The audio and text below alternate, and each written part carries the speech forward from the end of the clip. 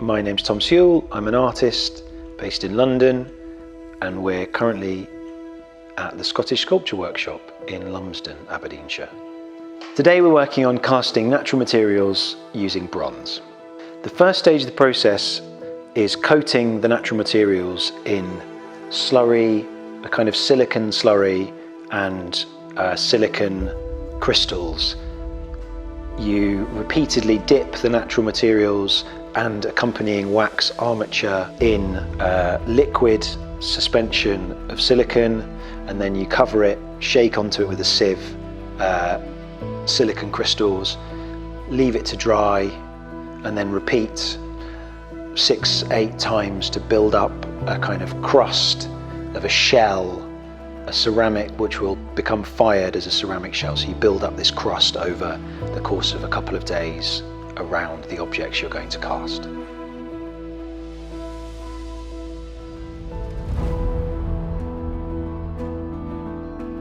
So once you've got your shell completely encased, the first thing you do is, just with an orbital sander, just sand the shell off the bottom to gain access to the wax and the armature and the cavities where the natural materials are. Once you've got the shells, you need to melt out the wax, use a flamethrower to melt out the beginnings of the wax in the cup where the bronze will go in, until you can kind of see like a bit more deeply into the kind of armature that's going to be hollow in the end. Once you've melted out the cup, you then put the various molds, shells that you've got in a furnace, close it down, light it up, and burn out any wax, and that carbonizes and comes out mostly with the wax.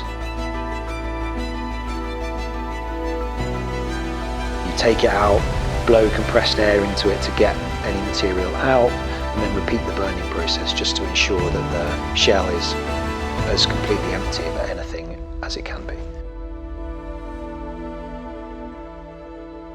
And so the next stage is to actually cast with the bronze.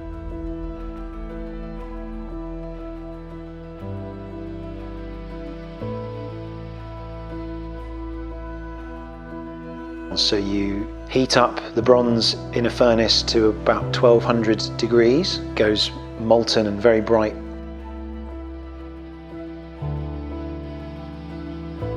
Shells are heated up so that they're approaching the temperature of the metal that's going to go into them. And then the shell molds are then placed upside down in beds of sand. And then once the bronze is at temperature, the crucible is lifted out, placed into a kind of handle, and then lifted and poured reasonably quickly into the molds to fill them up.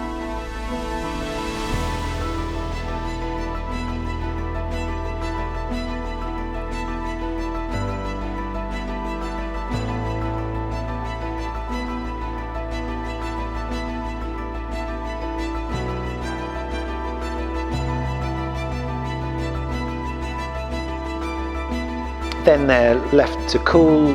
They go from orange to kind of metallic colour quite quickly.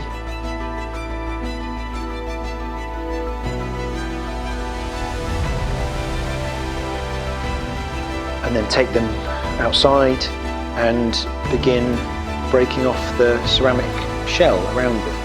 And then to get all the last bits of shell and kind of dust and dirt off, you just sandblast it to get them as clean as you can. And then to finish, they'll need some chasing and the removal of the armatures to get the objects that you